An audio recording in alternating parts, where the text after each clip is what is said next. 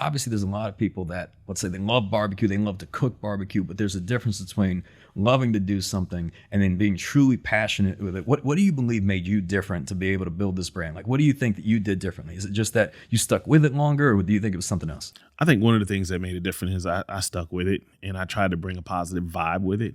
I like to interact with the people that I'm serving as much as I can.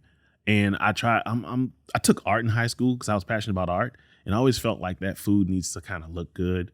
You know, it has to be a certain way. The pit has to be turned a certain way. My guys laugh at me to this day because I like to try to wipe everything down to perfection before we even leave the restaurant. And they look at me and they laugh. They said, nobody's going to see that part. And I was like, I do.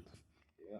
So I think that passion of wanting to give your best and create a memorable experience is the one thing that makes it unique. Yeah, and as you said, I mean, it's that attention to detail. I mean, things that maybe someone would say that someone wouldn't notice or maybe wouldn't matter.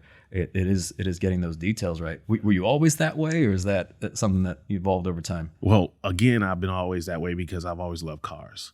And I remember as a child, I would walk up to those old 70s and 80s GM and Chevy cars, and you'd see that strip of chrome, and I would take my finger and try to shine that piece of chrome because I felt like that part was overlooked. And same thing with everything I do to this day. I like to make sure all of the details that I can and do recognize are all on point.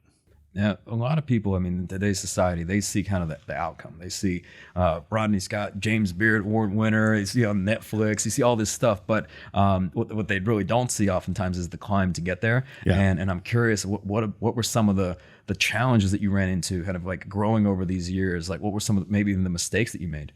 Man, lots of mistakes I've made over the years, and I took notes from them. You know, if something caught fire because I wasn't in the right position or had something in the right place, I remember, don't do that anymore. And if something was combustible close to the pit, remove that, change the material.